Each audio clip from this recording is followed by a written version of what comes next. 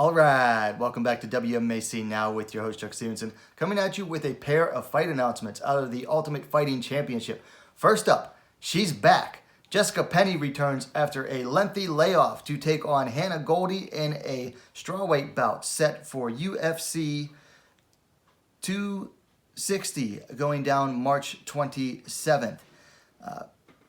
Penne coming from that long layoff, injuries combined with, of course, the well-known USADA suspension, being the first fighter in the UFC to pop from her blood passport, where they look over your tests and results cumulatively and look for signs there. But now she's back and back at strawweight. Let's go ahead and talk about this fight. Let's look at the stats here. Penne coming in at 12-5. Goldy, much less experience, coming in 5-1. Now Goldy, of course, is coming off the loss in her UFC debut to Miranda Granger via unanimous decision a year and a half ago. Preceded that by a win in Dana White's Contender Series via decision 2 months before that. Now Penne has not fought in almost 4 years, 3 years, 9 months, since she dropped a unanimous decision to Danielle Taylor at the end of a 3-fight losing streak. Now, Penne is the older fighter by 10 years, 38-28. She's going to be slightly taller, 5 feet 5 inches, 166 centimeters to Goldy's 5 feet 4 inches, 163 centimeters. And Penne will have a nice reach advantage in this fight. 67 inches, 170 centimeters to Goldy's 61 inches, 155 centimeters. I'll be honest, this fight right now is a complete mystery to me. I haven't watched a Penne fight in a long time. I think the last time I watched one of her fights, I replayed the Michelle Watterson fight from Invicta, like 6-7 years ago when she lost the atomweight title. Now it's at atomweight.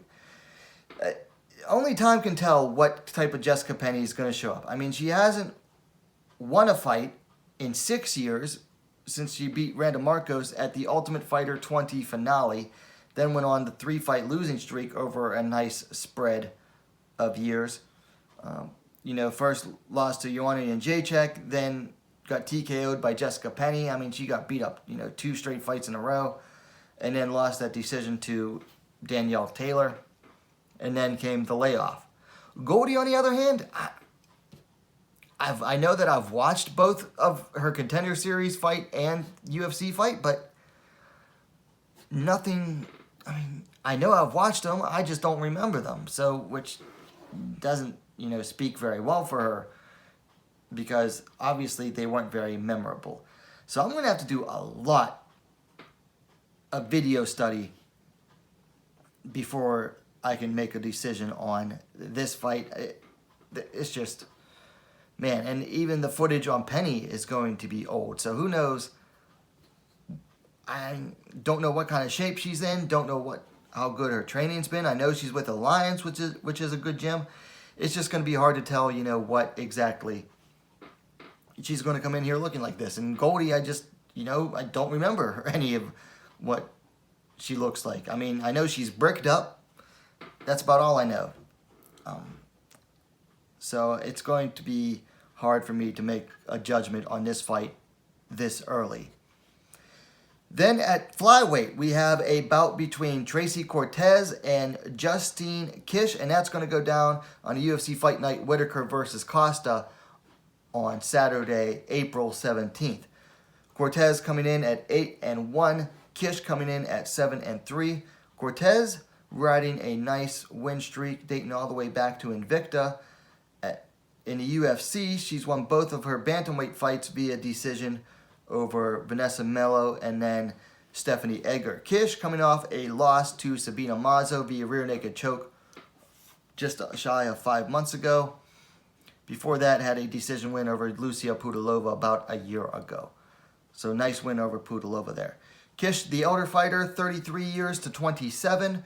They stand the exact same height, 5 feet 5 inches, 165 centimeters. Cortez looks like will have a reach advantage, 67 inches, 170 centimeters, to Kish's 65 inches, 165 centimeters. So thinking about this fight, you know, Kish, I would have to give the edge to in the stand-up with her Muay Thai, but man, her striking is very, very basic for a Muay Thai fighter. I mean, it is very basic. But you know what? I still got to give a slight edge to Kish in the stand-up. On the ground, however, is where I feel Cortez is going to have the clear advantage with her wrestling ability. Now, not the greatest with submissions, does have some decent ground and pound, and you know, has some solid positional controlling, which has allowed her to get a lot of wins. So you got a stand-up fighter versus a ground fighter, striker versus grappler. Classic. Just an absolute MMA classic, striker versus grappler matchup in this one here.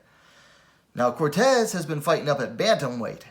So time will, you know, we'll have to see if she can get back down to Flyweight as easily. Kish, of course, you know, fought at Strawweight for a good while before losing, dropping about to Felice Herrig before moving up to Flyweight, where she's gone 1-2 since then. Should make for an interesting matchup. Early bet here, I'm going to go with Tracy Cortez. I feel she has all the momentum. She's going to have, you know, the size. Going to have, you know, the size, momentum, the grappling experience, you know, advantage, I should say. So early prediction, I'm going to go with Tracy Cortez here. So there you have it. Two nice fight announcements coming out of the UFC. Personally, I'm excited for both. I want to see how Jessica Penne looks after, you know, almost 4 years away from the sport. And then I want to see how Cortez does against, you know, a veteran like Justine Kish. And I want to see how Kish does against a grappler like Tracy Cortez. So very excited for both of these matchups. Which, you know, I got to say, not a lot of matchups coming out of the UFC that I've been really excited for. But these two, they pique my interest. They have something that I want to see in each one. So I'm excited for them. Anyway, let me know your thoughts on these upcoming fights in the comment down below. If you liked the video, please give it a like. And while you're at it, what are you waiting for? Subscribe to WMMA Scene Now, the most complete women's mixed martial arts dedicated platform on YouTube. Thanks for watching. We'll see you next time.